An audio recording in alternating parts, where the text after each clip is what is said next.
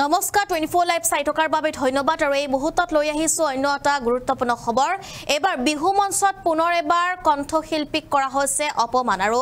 দিগন্ত ভাৰতীক এবাৰ অপমান কৰা হৈছে পূব গুৱাহাটীৰ বিহু মঞ্চত অপমান কৰা হৈছে কণ্ঠশিল্পী দিগন্ত ভাৰতীক বিহু মঞ্চত পুনৰ এবাৰ কণ্ঠশিল্পী হ'ব লগা হৈছে অপমানিত হবিশেষ লৈ আহিছো এই মুহূৰ্তত কণ্ঠশিল্পী দিগন্ত ভাৰতীক কৰা হৈছে অপমান আয়োজকে মঞ্চলৈ গীত পৰিবেশন কৰিবলৈ মাতিনি অপমান কৰাৰ অভিযোগ উত্থাপন হৈছে কণ্ঠশিল্পী দিগন্ত ভাৰতীক অপমান কৰাৰ অভিযোগ গামোচাৰে সম্বোধনা জসা পিছত অপমান কণ্ঠশিল্পী গৰাকীক অপমান কৰা হৈছে জিন্স পিন্ধি মঞ্চত উঠাৰ বাবে মাইক্ৰোফোন কাঢ়ি লৈ যায় দিগন্ত ভাৰতীৰ হাতৰ পৰা আৰু দিগন্ত ভাৰতীৰ হাতৰ পৰা মাইক্ৰোফোনটো কাঢ়ি নিয়া হৈছে যাৰ ফলত এতিয়া সৌদিখে সেই ভিডিও ভাইৰেল হৈ পৰিছে নিজৰ অনুষ্ঠান সামৰি পত্নী ভাস্বতী ভাৰতীৰ গীত উপভোগ কৰিবলৈ উপস্থিত হৈছিল দিগন্ত ভাৰতীক মঞ্চত দেখা পাই গীত পৰিবেশনৰ বাবে নিমন্ত্ৰণ জনাইছিল আয়োজক সমিতিয়ে অত্যাধিক সুৰাপান কৰি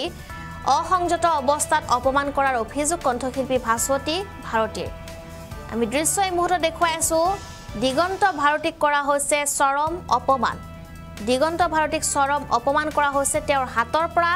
মাইক্ৰোফোনটো কাঢ়ি নিয়া হৈছে আৰু অভিযোগ এয়া যে তেওঁ জিন্স পিন্ধি আহিছে তেওঁ ধুতি পিন্ধি অহা নাই তেওঁ জিন্স পিন্ধি আহিছে যাৰ ফলত তেওঁ লগত এয়া চৰম অপমান কৰা হৈছে এনেদৰে তেওঁৰ পত্নী গৰাকীয়ে অভিযোগ উত্থাপন কৰিছে দিগন্ত ভাৰতীক এবাৰ বিহুৰ মঞ্চত কৰা হৈছে অপমান আৰু পুনৰ এবাৰ বিহু মঞ্চত অপমানিত হ'ব লগা হৈছে এগৰাকী কণ্ঠশিল্পী আৰু এই ভিডিও এতিয়া সৰ্বত্ৰে ভাইৰেল হৈ পৰিছে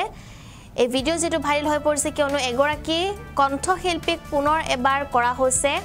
অপমান পুনৰ এবাৰ এগৰাকী কণ্ঠশিল্পীক কৰা হৈছে অপমান আৰু এই যি অপমানৰ ঘটনা এয়া পূব গুৱাহাটীৰ বিহু মঞ্চত হৈছে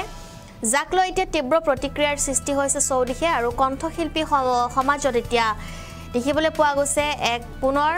ডাঙৰ ঘটনা সংঘটিত হৈছে বিহুলৈ প্ৰথমে মাতি আনে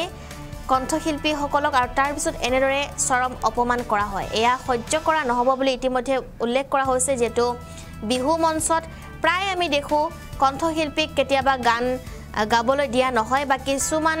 ক্ষেত্ৰত এনেকুৱা হয় যে গান গাই থকাৰ সময়তে তেওঁলোকক আধাতে ৰখাই দিয়া হয় আৰু এনেদৰে বহুতো কণ্ঠশিল্পী অপমানিত হ'ব লগা হয় যাৰ পিছত পুনৰ এটা যেটো বিশেষ এটা সন্দৰ্ভত চৰ্চা লাভ হয় আৰু কণ্ঠশিল্পীসকলক অপমান কৰাৰ যি ঘটনা সেই ঘটনা পুনৰ এবাৰ বৃদ্ধি হৈছে এবাৰ পুনৰ বিহু মঞ্চত অপমানিত হ'ব লগা হৈছে